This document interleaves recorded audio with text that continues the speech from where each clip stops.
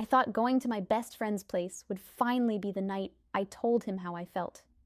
Instead, it became the night I learned what it feels like to be used by men who see women as disposable. If you're listening right now, help me prove something wrong. My mother said I wouldn't even reach 2,000 subscribers, but I believe stories like this deserve to be heard. Help me show her that these stories matter. And before I tell you this story, I need you to know something. If you've ever been manipulated, ghosted, or made to feel stupid for trusting someone, what I'm about to share will break your heart because you'll see yourself in it. But it will also save you from making the same mistakes I did. I created an ebook called The Narcissist's Secret, 25 manipulation tactics they use to hide affairs, because I wish someone had warned me before that night. It's in the description below, or comment right now, and I'll drop it for you immediately. If you've ever felt used, this ebook will show you exactly how they did it and how to never let it happen again. Don't wait until you're crying in an Uber at 6 a.m. like I was. Protect yourself now while you still can. My name is Maya, and Marcus had been my best friend since we were kids. We grew up in the same neighborhood, went to the same schools, shared secrets nobody else knew. But everything changed when he moved to Manhattan after college. Suddenly, Marcus wasn't just my goofy best friend anymore. He wore expensive clothes, drove cars I couldn't even pronounce the names of, and lived in a penthouse that looked like it belonged in a movie. And somewhere along the way, I started seeing him differently. My heart would race when his name popped up on my phone. I would spend hours picking out outfits before hanging out with him, even though we were supposedly just friends. I had fallen for him hard, but I never said anything because I was terrified of ruining what we had. Marcus knew how to keep me close without ever giving me what I really wanted. He would text me late at night with messages like, "Miss you," or "Wish you were here," but when I asked to see him, he was always too busy. When I asked about his new life, his answers were always vague, like he was hiding something. He never invited me to meet his other friends or see his world up close. Looking back now, I realize Marcus was showing me exactly who he was. I just didn't want to see it. That's manipulation tactic number 1 from my ebook, Intermittent Reinforcement. He gave me just enough attention to keep me hooked, but never enough to feel secure. Like a slot machine that pays out every once in a while, just enough to make you keep playing. Then one Friday night, everything changed. Marcus texted me and my friend Jess out of nowhere. "Come through tonight. Just us. Netflix and chill for real this time." My heart nearly exploded. Finally, after months of late-night texts and canceled plans, he wanted to see me. Maybe tonight would be the night I finally told him how I felt. Jess was excited too, though for different reasons. She just wanted a fun night out, and Marcus's penthouse sounded way better than our tiny apartments. When we got ready together, dancing around my room, picking outfits that were casual but cute, just in case something happened. I chose a simple black dress that hugged me in all the right places. Not too much, but enough to make him notice. The Uber ride to his place felt like forever. My hands were sweating. My mind was racing through every possible way I could tell him I had feelings for him. Maybe after a couple drinks, when it was just the two of us. Maybe when Jess went to the bathroom. Maybe when he walked me to the door at the end of the night. When we arrived at his building in Tribeca, the doorman greeted us like we were important. The elevator had mirrors on every side and smelled like expensive perfume. My reflection stared back at me, and for a moment, I felt beautiful. I felt like I belonged in Marcus's new world. The elevator doors opened directly into his penthouse. Floor-to-ceiling windows showed the entire city glittering below us like diamonds, scattered across black velvet. The furniture looked like it cost more than my car. Everything was perfect, clean, expensive. And there he was. Marcus stood in the middle of his living room, wearing a white button-down shirt with the sleeves rolled up, designer jeans, and that smile that made my knees weak. The same smile he used to give me when we were kids, except now it felt different. Now it felt dangerous. He hugged us both, and when his arms wrapped around me, I felt like I was home. This was it. Tonight was finally going to be special. We settled onto his massive couch with wine and snacks, laughing about old times. and for a moment, everything felt normal. Marcus was being the friend I remembered, cracking jokes, asking about our lives, making us feel like we mattered. The city lights twinkled outside those huge windows, and I felt myself relaxing, thinking maybe tonight really would be the night I told him the truth. Then the doorbell rang. Marcus's whole face changed. His smile got wider, more excited, like whoever was at that door mattered more than Jess and I sitting right in front of him. He jumped up without explaining and practically ran to the door. My stomach twisted, but I didn't know why yet. 3 men walked in, and the air in the room shifted immediately. They wore suits that probably cost more than my rent for 6 months. Watches that caught the light and screamed money. They had that walk, that confidence that comes from never hearing the word no. Everything about them said power, wealth, untouchable. Marcus transformed right in front of us. Suddenly, he wasn't my childhood best friend anymore. He was performing, playing host, showing off like we were part of his entertainment. He introduced them as his business partners, Devin, Caleb, and someone whose name I immediately forgot because I was too busy trying to figure out what was happening. Jess and I sat there frozen, holding our cheap wine while these men filled the room with their presence. Marcus didn't ask if it was okay that they stayed. He didn't apologize for not mentioning they were coming. He just acted like this was always the plan. Devin sat down next to me, close enough that our legs almost touched. He had dark eyes that seemed to look straight through me, and when he smiled, I felt something I shouldn't have felt. Caleb moved next to Jess, and suddenly the couch felt crowded, intimate in a way that made my heart race for all the wrong reasons. Champagne appeared out of nowhere, not the cheap stuff either. Bottles that probably cost hundreds of dollars, glasses that sparkled under the penthouse lights. Marcus poured like this was a celebration, like whatever was about to happen was something worth toasting to. The questions started innocent enough. Devin asked about my job, my dreams, what I wanted out of life. But the way he asked felt different. He leaned in close. He touched my arm when I talked. He made me feel seen in a way I hadn't felt in so long. That's manipulation tactic number 7, love bombing with a twist. Narcissists and manipulators shower you with attention to lower your defenses. Then they strike. And Caleb was doing the same thing to Jess. I could hear her laughing, really laughing.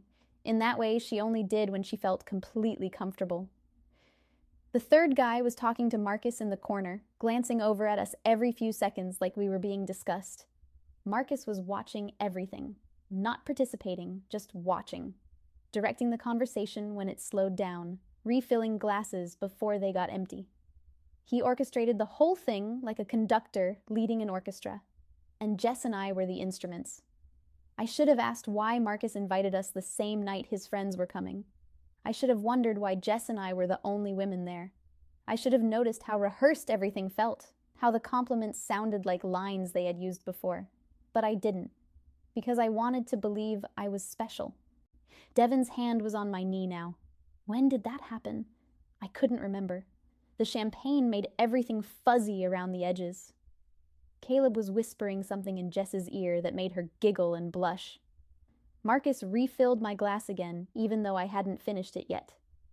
Time moved strangely. 1 minute we were talking, the next someone suggested we move to a more comfortable spot. The bedroom, they said. More space to spread out. Better view of the city, just more comfortable. My body stood up before my brain could catch up. Devin's hand was on the small of my back, guiding me toward Marcus's bedroom like it was already decided. I looked back at Jess, and she looked back at me, and in that moment, we both knew something had shifted. But neither of us said stop. Marcus's bedroom was bigger than my entire apartment. The bed looked like it could fit 6 people, and the windows stretched from floor to ceiling, showing the whole city below us like we owned it. But something felt wrong. I wanted to leave. Every part of me was screaming to grab Jess and walk out that door. But how could I explain that without looking uncool, without ruining the night, without seeming like the boring friend who couldn't hang? Devin's arm was around my waist. Caleb had Jess laughing at something I couldn't hear. Marcus stood in the doorway, watching us with eyes that looked proud, satisfied. This was planned. The realization hit me like ice water, but by then, it was too late to do anything about it. Marcus had orchestrated everything from the moment he sent that text. The timing, the friends showing up, the champagne, the bedroom suggestion. We weren't guests. We were the entertainment. Things happened fast after that. Too fast for my champagne-soaked brain to process. Devon's hands were everywhere. Someone dimmed the lights. Music played from somewhere. Jess was on the other side of the room with Caleb, and I couldn't tell if she was okay or if she felt as trapped as I did. I kept looking at Marcus, waiting for him to say something, do something, be my friend again. But he just watched. He didn't touch anyone. He didn't participate. He just stood there with his arms crossed like he was supervising, making sure his friends got what they came for. This wasn't intimacy. This wasn't connection. This was a transaction I never agreed to. But somehow they had made it feel like I initiated it, like I wanted this. Like saying no now would make me a tease, a liar, someone who led them on. And they used manipulation tactic number 12, situational control. They created an environment where saying no felt harder than going along. Narcissists engineer scenarios where you feel trapped by social pressure, then blame you for choosing it. The champagne made me dizzy. The room spun. Devon whispered things in my ear that should have felt romantic, but instead felt mechanical, rehearsed. I looked over at Jess one more time. Her eyes met mine across the room, and in that split second, I saw my own fear reflected back at me. We were both trapped in something we didn't know how to escape, but neither of us screamed, neither of us ran. We just let it happen, because stopping it felt more terrifying than enduring it. Marcus never moved from his spot. He watched the whole thing like it was a movie he had seen before. Oh, like we were characters playing roles he had written for us. That's when I knew I wasn't his friend. I was his offering, and my crush, it died right there on his bedroom floor. Time stopped making sense. Minutes felt like hours. Hours felt like seconds. My body was there, but my mind had floated somewhere above, watching this stranger who looked like me do things I would never choose to do. This is what trauma feels like, I thought. This is what it means to disappear while your body stays behind. Eventually it ended, not because anyone asked it to, but because Devon and Caleb simply stopped. Got what they wanted. We're done. The silence that followed was deafening. No one talked. Just the sound of zippers, fabric rustling, people getting dressed in the dark. Devon didn't look at me anymore. Caleb had already left the room. Marcus was gone. Probably back in the living room, pretending none of this had happened. Jess and I found each other in that silence.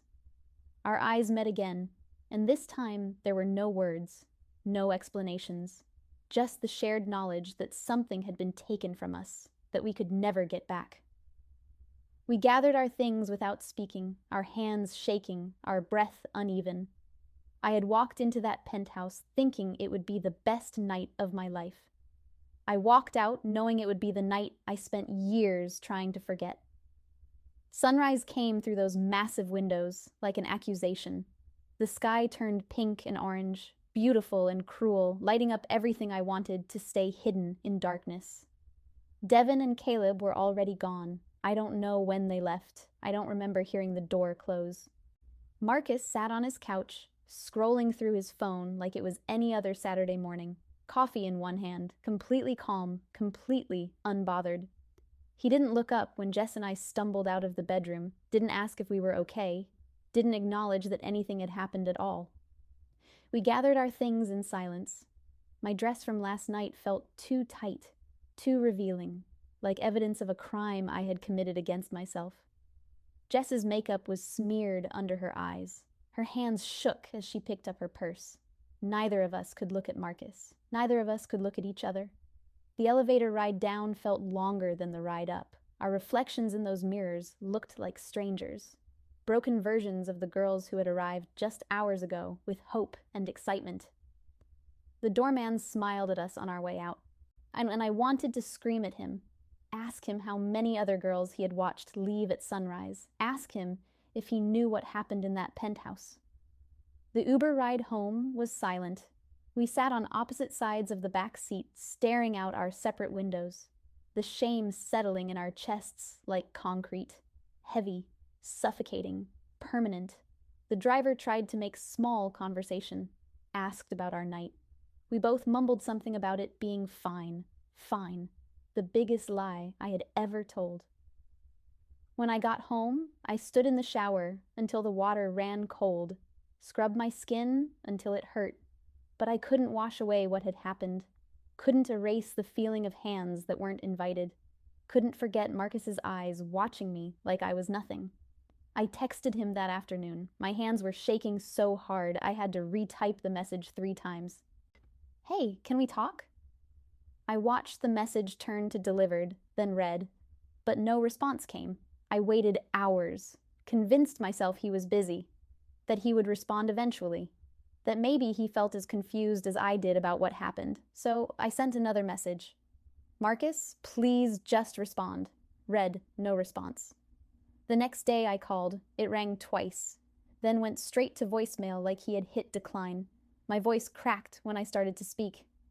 "It's me. Did last night mean anything? Please call me back." He never did.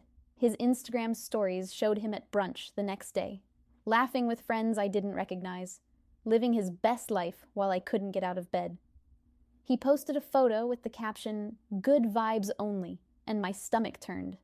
This is manipulation tactic number 19, discard and devalue. Once narcissists get what they want, you become invisible. They don't owe you closure because, to them, you were never a person, just a convenience. Jess wasn't answering my calls either. For 3 days, we both hid in our separate apartments, drowning in shame we couldn't name. When she finally answered, her voice sounded hollow, empty. "Are you okay?" I asked, knowing the answer. "No," she whispered. "Are you?" "No." We stayed on the phone in silence for a long time. Then I started making excuses. The same excuses I'd been telling myself for 3 days. Maybe he's just busy. Maybe he doesn't know what to say. Maybe he's processing what happened too. "Maya, stop." Jess's voice was sharp, cutting through my denial like a knife. "We got played. We need to stop lying to ourselves." Hearing her say it out loud broke something inside me. All the excuses I had built collapsed at once. "He planned it," I said, the words tasting like poison. "He invited us, knowing his friends were coming. He knew what was going to happen." "We weren't the first," Jess said quietly. "And we won't be the last." That truth hit harder than anything else. Marcus had done this before, would do it again. We were just 2 more girls in a rotation of girls he brought around for his rich friends to use and forget. We meant nothing. We had never meant anything. I blocked his number that night, deleted every text, every photo, every piece of evidence that I had ever trusted him. But I couldn't delete the memories, couldn't block the nightmares, couldn't erase the feeling that I had been so stupid to believe I was special. The weeks after that night were the darkest of my life. I couldn't sleep without seeing Marcus's face watching me from that doorway. Couldn't eat without feeling sick. Couldn't go anywhere without replaying every single moment in my head like a horror movie stuck on repeat. I blamed myself for everything. Why did I go to his room? Why didn't I leave when the doorbell rang? Why didn't I grab Jess and run the moment those men walked in? Why did I drink the champagne? Why did I let Devin touch me? Why did I think I was special? The questions ate me alive. I would lie awake at 3 in the morning, dissecting every choice I made, every moment I could have said no, but didn't. I felt stupid, worthless, used, like I had done this to myself. But the real question isn't why I stayed. It's why he made me feel like I couldn't leave. That's manipulation. I spent weeks drowning in regret until I couldn't take it anymore. One night, desperate for answers, I started researching narcissistic manipulation. I needed to understand what had happened to me. Needed to know if what I felt was real or if I was overreacting. That's when I discovered the 25 tactics they all use. And as I read through each one, my hands started shaking. Marcus, Devin, and Caleb had run a masterclass on at least 15 of them that night. Tactic number 3, Isolation. Marcus invited us alone with no other friends around, made sure we were outnumbered, made sure if something went wrong, it would be our word against theirs. Tactic number 9, gaslighting through silence, acting like nothing happened, refusing to acknowledge what they did, making us question if it was even real or if we imagined the whole thing. Tactic number 14, triangulation, using multiple people to confuse power dynamics. Devin and Caleb working together, Marcus watching. All of us in one room where the lines between consent and pressure disappeared completely. Tactic number 21, hoovering prevention, complete ghosting, so we couldn't seek answers, couldn't get closure, couldn't even begin to process what happened because they erased themselves from our lives the moment they got what they wanted. Every tactic I read hit like a punch to the chest. They had used the intermittent reinforcement to keep me hooked for months. The love bombing to make me drop my guard that night. The situational control to trap me in that bedroom. The discard and devalue to make me feel like trash afterward. It wasn't random. It wasn't a mistake. It was calculated, planned, executed perfectly. Understanding I was manipulated didn't erase what happened. The nightmares didn't stop. The shame didn't disappear overnight. But it stopped me from blaming myself. For the first time since that night, I could breathe without feeling like I was drowning. I called Jess and read her everything I had learned. She cried. I cried. We both cried for the girls we were before that night and the women we had to become after it. They played us, she said. From the very beginning, they played us. Marcus wasn't a friend who betrayed me. He was a narcissist who saw an opportunity. A predator who used my feelings against me. A manipulator who knew exactly what he was doing, and I deserved better. I deserved a friend who protected me, not one who offered me up like a gift to his rich friends. I deserved honesty, not months of calculated manipulation designed to break down my boundaries. I deserved respect, not to be ghosted and discarded like I was nothing. Every woman deserves better than what Marcus, Devin, and Caleb did to us. And that's why I created the ebook. Because if I had known these 25 tactics before that night, I would have seen the red flags. I would have known that intermittent reinforcement wasn't love, it was control. That love bombing wasn't genuine interest, it was manipulation. That situational control was a trap, not a choice. Knowledge is power, and I refuse to let what happened to me happen to anyone else. If you've ever been ghosted after giving yourself to someone, if you've ever replayed a night wondering what you did wrong, if you've ever trusted someone who made you feel disposable, this isn't your fault. I need you to hear that. Read it again if you have to. This isn't your fault. For months, I carried the weight of that night like it was something I deserved, like I had asked for it somehow, like my crush on Marcus gave him permission to destroy me. But that's exactly what manipulators want you to believe. They thrive on your silence, your shame, your self-blame.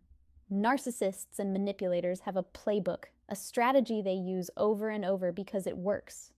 Because most people don't know the tactics. Because victims spend years blaming themselves instead of seeing the pattern. That's why I created The Narcissist's Secret. 25 manipulation tactics they use to hide affairs. It's everything I wish I knew before that night. Every red flag I ignored. Every tactic Marcus used to keep me hooked for months. Every warning sign that screamed danger, but I mistook for connection. This ebook breaks down all 25 manipulation tactics with real examples, so you can recognize them immediately. Not vague descriptions. Real, concrete tactics like the intermittent reinforcement Marcus used to keep me chasing him. The love-bombing Devin used to make me drop my guard. The situational control they all used to trap me in that bedroom. It shows you how to spot them before you're in too deep. Before you're standing in someone's penthouse at sunrise, wondering how you got there. Before you're crying in an Uber at 6 in the morning. Before you spend months replaying every moment and blaming yourself. It teaches you how to protect yourself emotionally and physically. How to trust your instincts when something feels wrong. How to say no even when the pressure makes it feel impossible. How to recognize when someone is creating an environment designed to manipulate you. And most importantly, it shows you how to stop blaming yourself and start seeing the truth. You weren't stupid. You weren't asking for it. You weren't leading them on. You were targeted by someone who knew exactly what they were doing. The link is in the description. It's $7. Less than the Uber ride home from Marcus's place that cost me my self-respect. Less than the champagne they used to lower my defenses. Less than one therapy session to process what they did to me. Don't let someone's manipulation steal your peace. Don't spend months or years carrying shame that doesn't belong to you. You arm yourself with knowledge so you can see the red flags before it's too late. Jess and I don't talk to Marcus anymore. We blocked him, his friends, and everyone connected to that night. We deleted every message, every photo, every reminder that we ever trusted him. We chose ourselves. And if you're watching this because something similar happened to you, you can choose yourself too. You're not dumb for trusting someone who seemed like a friend. You're not weak for freezing when you should have run. You're not broken for carrying shame that was never yours to carry. You were targeted by someone who knew your vulnerabilities and used them against you. By someone who planned every detail and executed it perfectly. By someone who walks away unbothered while you're left picking up the pieces. But now it's time to take your power back. Knowledge is power. Understanding their tactics is power. Refusing to blame yourself is power. And choosing yourself, even when it's hard, is the most powerful thing you can do. Marcus thought he could use me and throw me away. He thought I would stay silent, stay ashamed, stay broken. But instead, I turned my pain into this ebook so no one else has to go through what Jess and I went through. That night doesn't define me anymore. It taught me. It showed me who to avoid and what to look for. It made me stronger, even though it tried to break me. And if my story can save even one person from making the same mistakes I did, then sharing it was worth it. Drop a comment if you've ever been ghosted after trusting someone. You're not alone. Thousands of women have experienced what we went through. Thousands more will unless we start talking about it. Your story matters. Your pain is valid, and you deserve healing, closure, and peace. Grab the ebook, protect yourself, choose yourself, and never let anyone make you feel disposable again.